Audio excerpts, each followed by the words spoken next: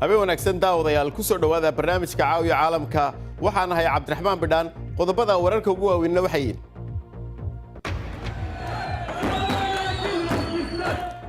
damaashaad ayaa ka dhacay Idlib kadib markii Ruushka iyo Turkigu gaadheen heshiis inaan weerar ciidanka Suuriya ku qaadin halkaasi oo saldhig u ah fallagada Suuriya warbixin dheeraad ayaanu idinka haynaa heshiiska Idlib wararka kalena waxaa ka mid ah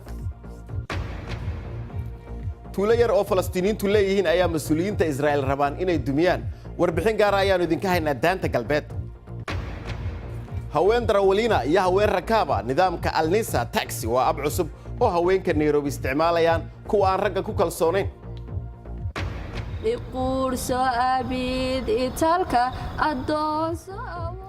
qab iyo jacayl isdiiday waa riwaayad cusub oo ka hadlaysa jacaylkii haybsooca waxaa soo bandhigtay abwaan da'yar kala soco BBC News Somali telefishinka raadiyaha online-ka iyo bogagga bulshada halkani waa London caawa iyo caalamka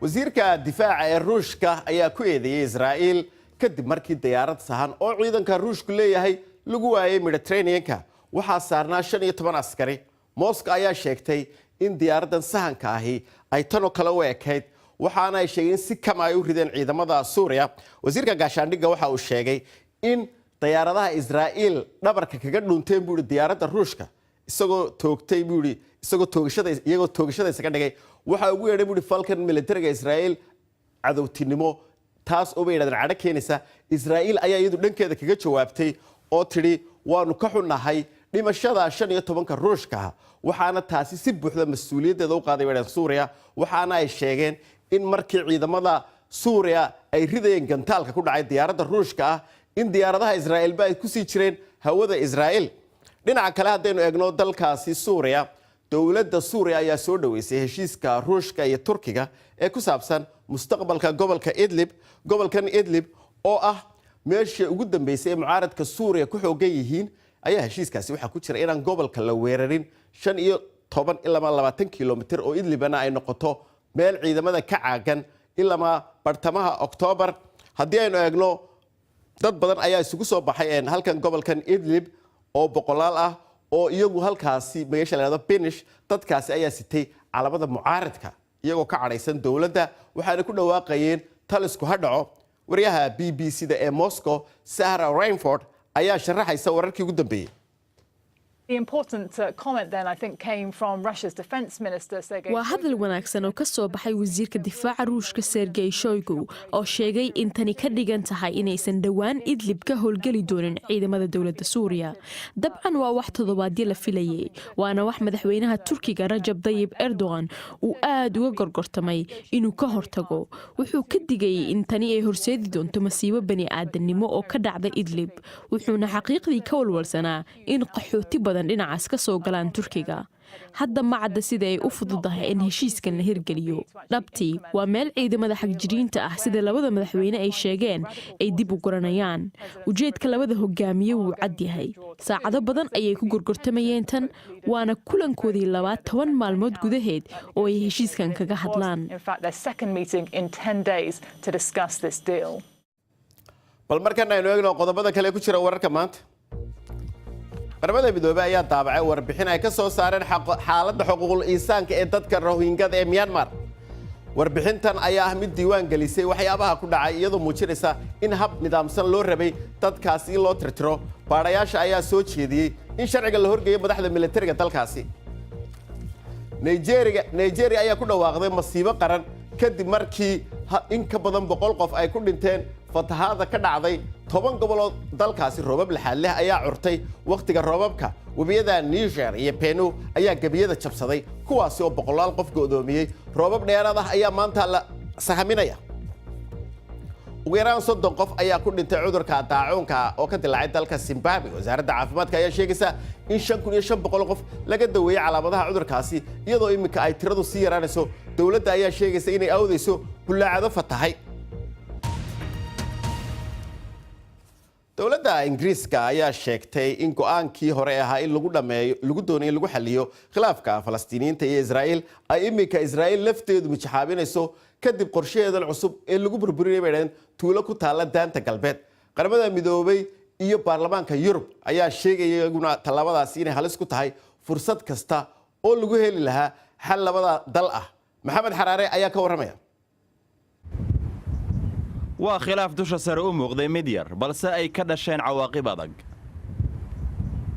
waa arooryo hore halkan saxaraha judeyan oo ay qabsatay israa'iil kol hore falastiiniyiintu si ay u haystaan dalka mustaqbalka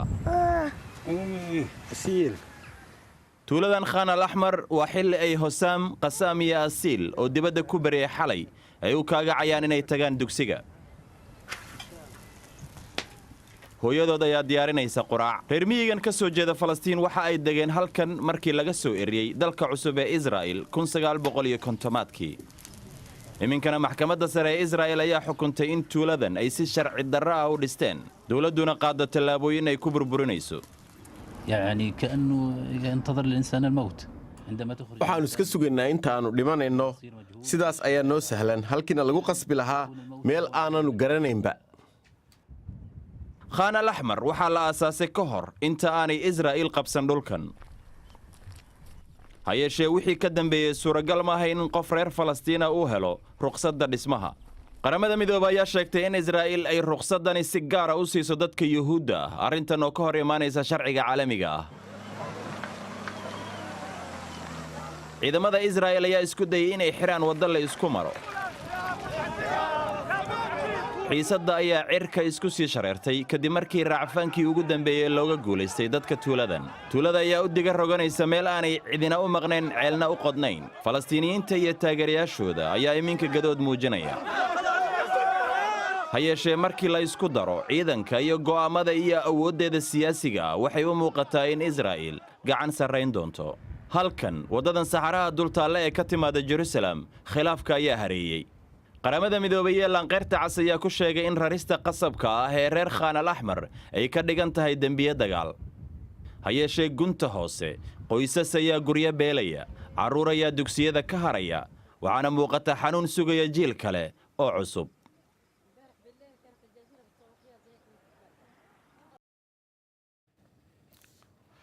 shiinuhu wuxuu jawaab celin ku samaynayaa go'aankii dhowaan maraykanku qaatay wasaaradda ganacsiga ee shiinaha ayaa sheegtay inay ku qasban tahay inay isdifaacdo islamarkaana ay ka xun tahay go'aanka madaxweyne Trump ee saaraya cashuur alaabta shiinuhu u dhoofiyo alaabtaas ayaa qiimaheedu gaadhaya $200 bilyan.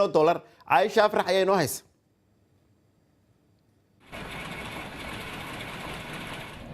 soo saarka alaabta carruurta elektronikiska iyo wax walbaba waa dariiqadda uu shiinuhu ku taajiray 40kii sane ee ugu dambaysay macmiilka ugu weyn uu shiinuhu leeyahay waa maraykanka laakiin hadda wixii ka dambeeya kala bar alaabta uu shiinuhu ka iibinaya maraykanka ayaa canshuuraha ugu dambeeyey la saari doonaa dhowr sano ka hor in la sameeyo ayay ahayd oo madaxweynayaasha kala sameeyaan dhabtii waa sharaf darro inaan la samayn laakiin sharikado maraykanka laga leeyahay ayaa iyagana ka howlgala dalka shiinaha kuwaasoo walaacooda awgiis uu madaxweyne Trump uga daayay canshuuraha saacadaha iyo aaladaha leh bluetoothka dowladda shiinaha ayaana sheegaysa inay ku qasban tahay inay isdifaacdo haddaannu China nahay waa in aanu ka aargoosanno tallaabooyinkan uu qaaday maraykanku si aan u difaacno xaqayaga iyo xuquuqdayada iyo danahayagaba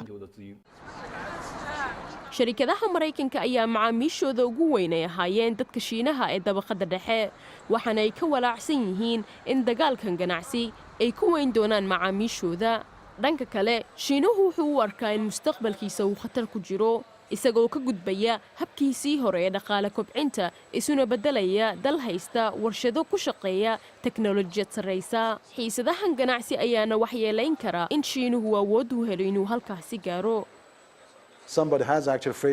dad baa dhab ahaantii waxay u dhigeen inay u eg tahay nin iyo xaaskii waa la murmi karaa laakiin dhab ahaantii la isma furi karo sababta oo ah carruur baa jirta sharikadaha waaweyn ee labada dal iyo maalgelintii la geliyey 10 sannadood hase yeeshee marka laba quwad oo waaweyn ay hardamayaan dunida inteeda kale ayay saamayn ku yeelanaysaa iyadoo la marayo wakhti ay dunidu u baahan tahay in dhaqaaluhu iyo kalsoonida ganacsiguba ay kobcaan.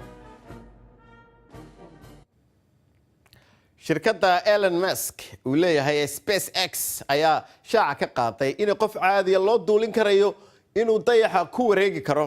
bilyaneerka reer Japan Yasuko Mazema ayaa waxaa dhulka ka duulinaya gantaalka weyn ee Falcon oo laga ridayo deegaanka SpaceX 2016.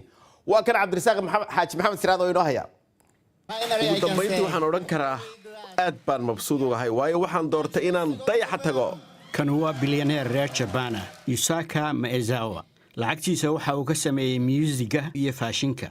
iminkana waxa uu ku biiray inuu ka mid noqdo dadka farshaxanka qaaliga ee adduunka urursada. 2023 waxa laga yaabaa inuu noqdo qofkii ugu horreeyay ee saaru hawada raaca. waxa uu rajaynayaa inuu ka haysto 6 ilaa 8 farshaxan yaqaanihi inay u raacaan socdaalka. lagama yaabo inay ku degaan dayaxa laakiin way ku wareegi doonaan sidii Apollo 8 oo NASA ay lahayd 1968 saaruuqa ay raacayaan waxa la yiraahdaa BFR waxaanu yaalaa SpaceX waxaana ridi doona gantaalka Falcon. weli lama dhisin laakiin marka hore waxa loo baahan yahay dhowr tijaabo in la sameeyo.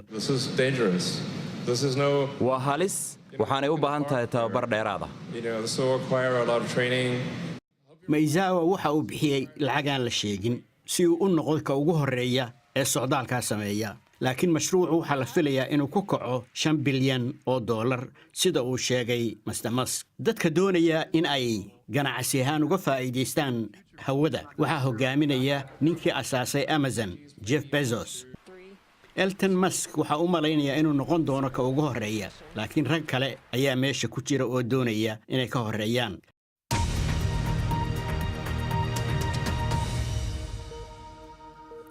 weli waxaad daawanaysaan caawiya caalamka ballaan idin xusuusiyo qodobada caawa wararka ugu waaweyn.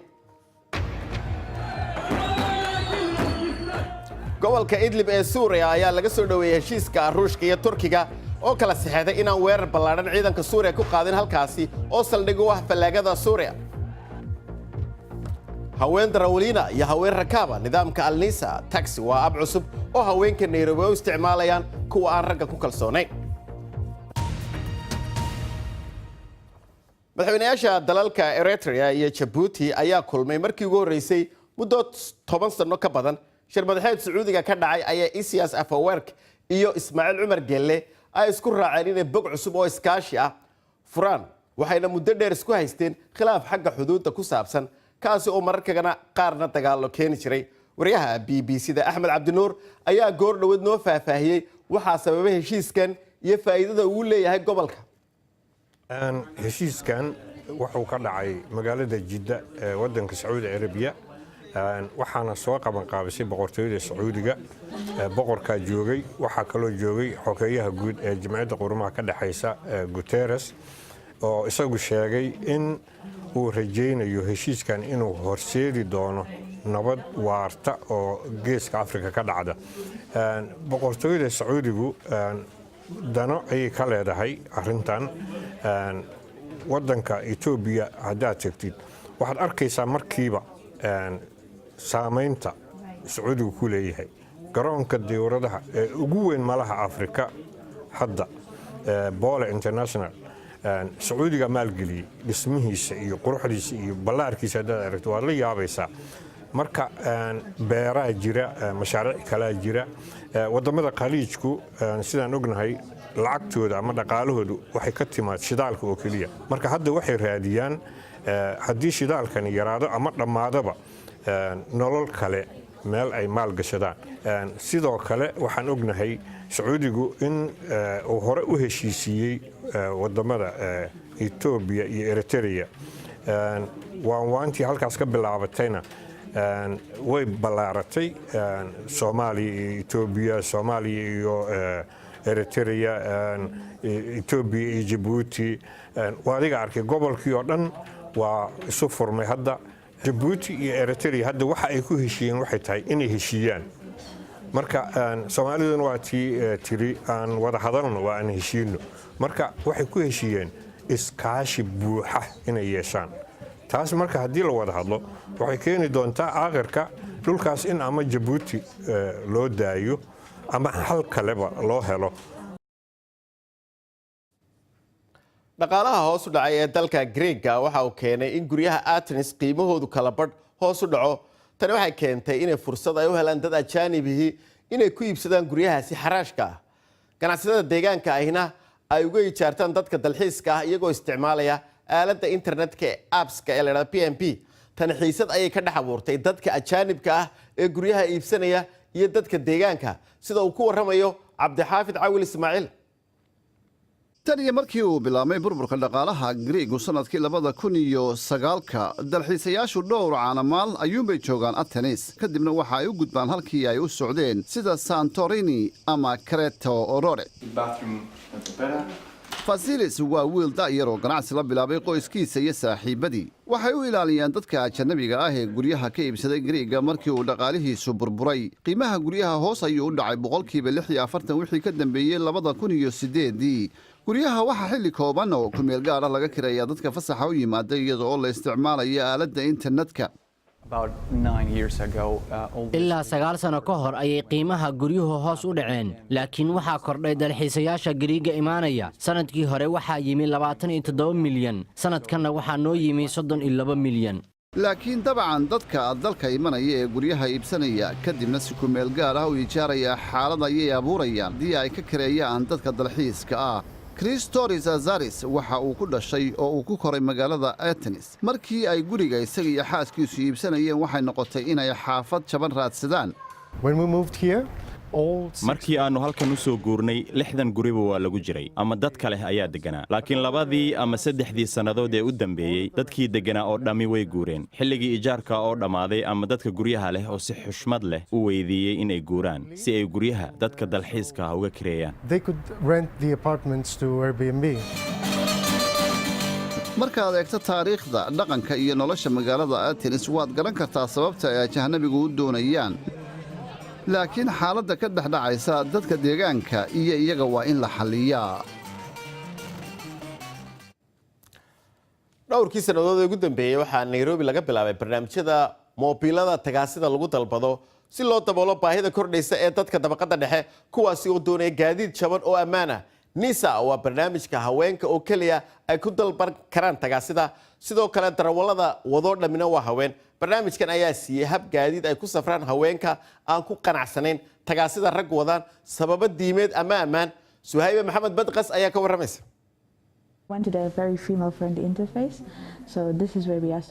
falalka xiriirka ee naxdinta leh ee ay la kulmeen iyo dhibaatada ay qaar ka mid ah darawaliintu u geystaan haweenka ayaa ah waxa ku dhiirageliyey Mehnar Sarwar in ay bilowdo ganacsigan.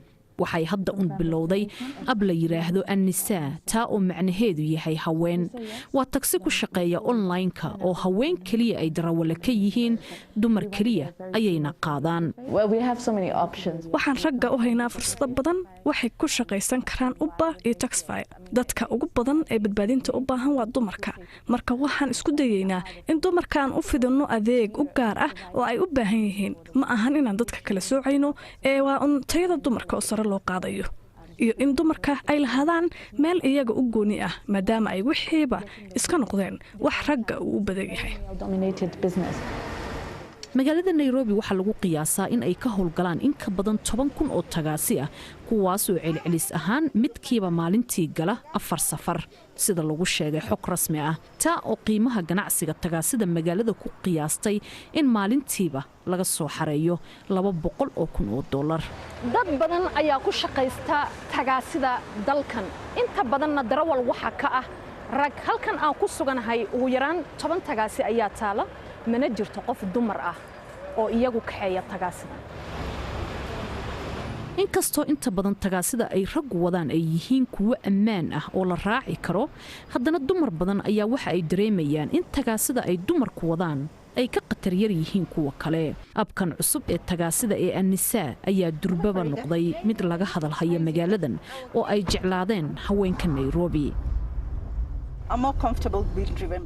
kalsooni aad ah ayaan dareemaa qofka darawalka ah marka ay tahay dumar. waxaad dareemaysaa ammaan, waxaad dareemaysaa badqab. dumarka darawalada ahna waa kuwa taxadar badan marka ay gaariga wadaan. marka ay arrimaha afduubka iyo xadgudubyada ay yimaadaan waxaad dareemaysaa marka uu qof dumara codsiga ka yimaado kalsooni adeega abka tagaasida ee annisaa ee haweenka oo keliya loogu talagalay ayaa waxa uu bixiyaa adeegyo la mid ah kuwa laga bixiya caalamka sida kuwa London Lady Shovers, Pink Ladies, Driveha. Dhammaan shirkadahaasi oo dhan waxa ay ku suuq galeen inay wax ka qabanayaan ammaanka iyo dhibaatooyinka ay darawaliinta caadiga ah u geystaan haweenka rakaabka ah. Suhayba Badqas, BBC, Nairobi. caawiyo wararka ciyaarahana xagga kubadda cagta UEFA horyaalada Yurub ayaa soconaya iyadoo la isku arkayo 8 ciyaarood oo adag. tababaraha Tottenham Mauricio Pochettino ayaa sheegay in weeraryahanka Harry Kane uu noqday nin ay saxaafaddu iska baacsato kadib markii wax laga weydiiyey bal firfircoonidiisa 4 ciyaarood ayaanu wax gool ah haba yaraatee dhalin kabtanka Spurska iyo Englandba. Liverpool ayaa iyagu Paris Saint-Germain ay foota istarayaan. Ivan Gastich ayaa sheegay inay tahay waqtigii ku habboonaa inuu ka tago Arsenal. maanta ayuu xilka gudoomiyaha naadigaasi iska casilay isagoo hoggaanka hayay 10 sanadood. Cassidy ayaa gacan ku lahaa magacaabista Unai Emery oo kala wareegay Arsene Wenger bishii May. Yasmin Maxamed Kaahin waa mid ka mid ah haweenka abwaanada ah ee tiradoodu yar tahay. inta badan waxa ay door ka qaadataa wacyigelinta arrimaha bulshada khuseeya gaar ahaan dhalinyarada. habeen dhaweedna waxa ay magaalada Hargeysa ku soo bandhigtay riwaayad jacayl ah oo ka hadlaysa dhibaatada haybsooca. BBC ayaa kula kulantay bandhigga riwaayadaasi qab iyo jacayl baa isdiiday. iqurso abid italka adoonso awoodahayga tiyoon alle ku bannayn. magacaygu waa Yasmin Maxamed Kaahin, hal abuur ku nool Somaliland gaar ahaan Hargeysa. riwaayadan caawa in halkan ku soo bandhigna waxa ahayd qab iyo calaf baa isdiiday baa magaceeda la yiraahdaa. waxay hayeen laba qoys oo qoysna yahay aji qoysna yahay gabooye beelahan la haybsooco. maxaa heeday inaan yeeynaan baa markaa iska caasha. mawduuc aniga aad igu baygu ah. inkastoo aanu ahayn wixii halkaa lagu metelay ama riwaayadii qab iyo calaf ee halkaa caawa lagu metelay wax dhaba oo aan ka sameeyay oo runa oo ahayd mala awaal aan anigu mala awaalay hal abuur ahaan. haddana de waa wax jira maalin walba waxaad arkaysaa inan muslina Soomaali ah wax diiniyan kala xadidii aanay jirin in hadday iscaashaqaan aan isguursan karin amaba inanta la dilo dil lagu sameeyo dil sharafeed lagu sameeyo maxay hayday aanay bulshada u kala xarin. marka qalbiyadii iscaashaqay markii la isu diiday laba qof oo iscaashaqsani badna kama baqdaan hadima kalena kama baqdaan. riwaayada gabagabadeeduna waxay ahayd laba qof oo iscaashaqay qalbiye kala maarmi waayay intay u bareeraan halisaha iyo dhibaatada ay leedahay taariikhtu intay halka maraan dadna inay u dhintaan mabdii kalgacalkooda ahaa inay iskuursadaan iyagoo hayb iyo isirtoona isu takoorayeen. mar walba waxaad nagala socon kartaa BBC Somali Facebook. fadlan raac BBC News Somali halkaasi oo aad ka heli doonto muuqaallo falanqeyno dheeraad ah iyo wararka ugu waaweyn si aad u hesho wararka ugu dambeeya Soomaaliya iyo caalamka. nagala soco BBC Somali Twitter iyo Instagram. intaasi ayaanu ku soo gabagabeynay barnaamijkeennii caawiya caalamka. waa mahadsantihiin. nabadgelyo.